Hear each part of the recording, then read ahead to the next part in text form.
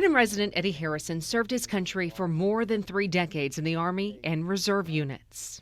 While I served in the Army, I eventually was stationed at Fort Riley, Kansas, which was one of the Buffalo Soldier camps of early days. While stationed at Fort Riley, Harrison's interest in history led him to explore his surroundings. I happened to go down to the old cavalry section, and there was a museum there, and all of a sudden I saw all of these black soldiers' pictures on the wall. I had to investigate these guys and see who they are, and what they was all about. In doing so, I found out this fascinating story of a group of men and a few women who served the country in a very unique way.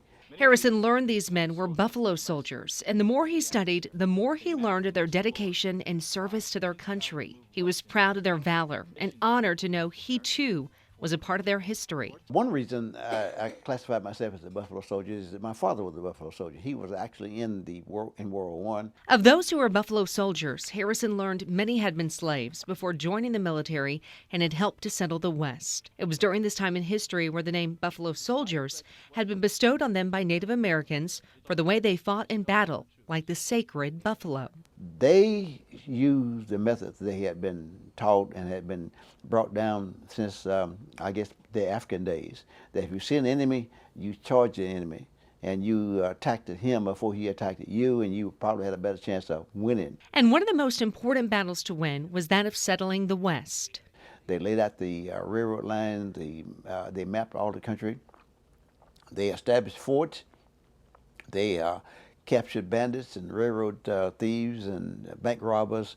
But the most prolific thing they did that they probably didn't like was they had to resettle the Native Americans. No matter the job, Buffalo Soldiers completed their missions and earned their place in history. They felt if they would do their job well, if they would complete the mission, if they would be honorable, if they would respect themselves, then eventually they would have success in their missions. For Harrison, his place in history and preserving the past is a mission that is lifelong.